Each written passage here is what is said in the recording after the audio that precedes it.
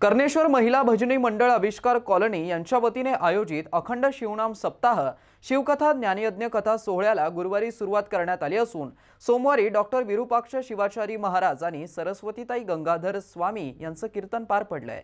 कर्णेश्वर महिला भजनी मंडळ आविष्कार कॉलनी यनपाच यांच्या वतीने 16 जानेवारी ते 22 जानेवारी दरम्यान अखंड शिवनाम सप्ताह शिवकथा ज्ञानयज्ञ कथा सोहळा आणि ग्रंथराज परमस्य पारायण व कीर्तन सोहळ्याचं आयोजन करण्यात आलं आहे।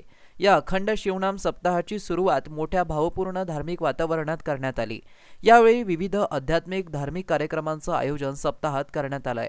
सप्ताहामध्ये शिवपाठ, शिव सहस्त्रनाम, शिवरुद्राभिषेक, ग्रंथराज परमस्य पारायण, शिवाचार्यांचं आशीर्वचन, शिव महापुराण कथा, भजन आदी धार्मिक कार्यक्रमांचं आयोजन मोठ्या उत्साहात करण्यात आलं। या अखंड शिवनाम सप्ताहामध्ये सोमवारी डॉक्टर विरूपाक्ष शिवाचारी महाराज आणि सरस्वतीताई गंगाधर स्वामी यांचं कीर्तन पार पडलं। या अखंड शिवनाम सप्ताहाचा समारोप 23 जानेवारी रोजी होणार आहे।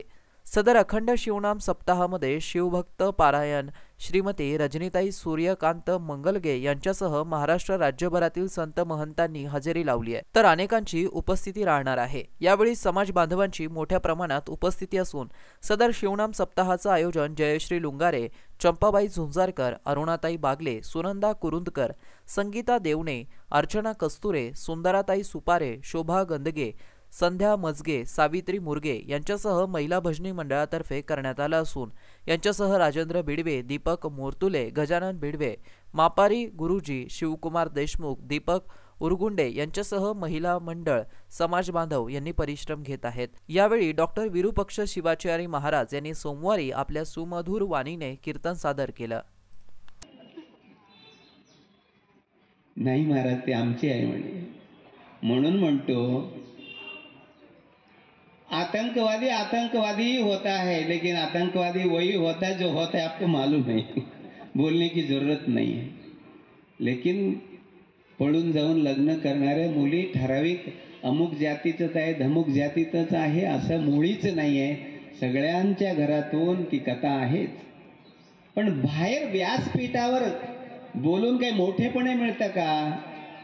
आता झुंजारकर ताई तिथं बोलली ती ना महाराज, आणि त्यातलं त्यात आमची जयश्री ताई असं टक्क म्हणून बघते बघा, झुंजारकर बाई पण म्हणते तुम्ही लेट केले म्हणून। हालाकी तिने काही केली नाही, मीच बोलतो ना, टेन्शन घेऊ नको।